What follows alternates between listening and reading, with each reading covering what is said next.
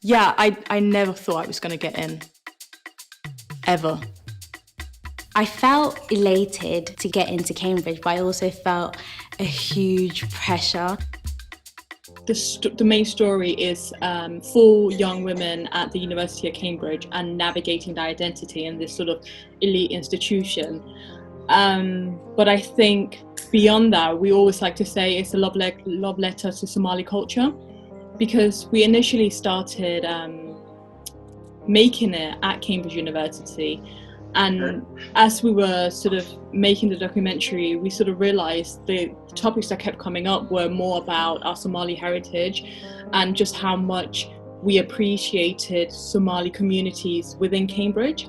Though their experience as Somali, so Black, female and Muslim, is unique to them as Somali women, I actually think and hoped that this is a relevant story for loads of people in the UK right now, particularly first and second generation immigrants, but all of us really.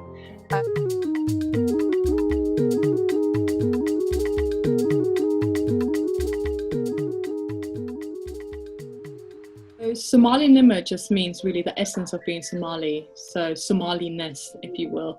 And it's a word that's only been used, I would say, mainly within the Somali community. It's something that we refer to in many, many years. People would say you are lacking your Somalinimo, if you assimilated too much, or it's a bit of like an inside joke within the Somali community.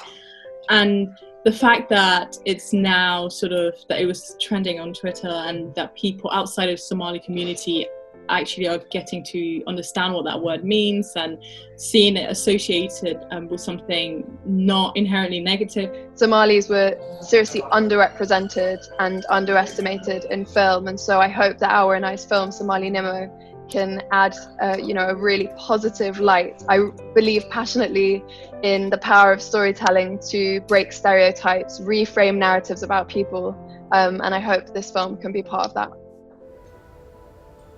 There's been moments where I have felt like I am the only person who's different. I'm the only one who stands out. I just hadn't seen myself represented in those sort of institutions. And I mean, it's actually funny thinking back now, because when I was in college, I had a tutor tell me to apply to Cambridge, and I remember just thinking it was so bizarre and telling my friends like, oh my god, this guy, like, my tutor told me to apply to Cambridge, there's no way I'm going to get in.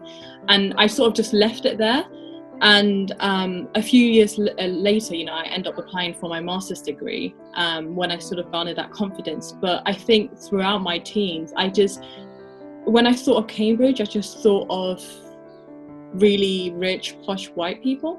That was it. That was all I was all I knew about it.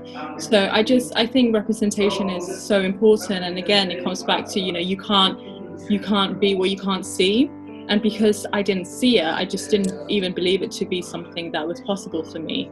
It's no secret that diversity at universities like Cambridge is totally inadequate. That's one of the reasons, one of the themes, the overarching themes in the film. But the challenges don't stop the moment you get in. The challenges continue in trying to fit in, trying to find your space.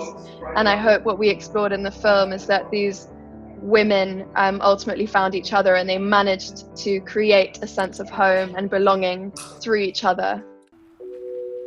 We didn't see anyone else around us feeling like that, but it was just us who were feeling like that. So we knew it was definitely a shared experience we were having.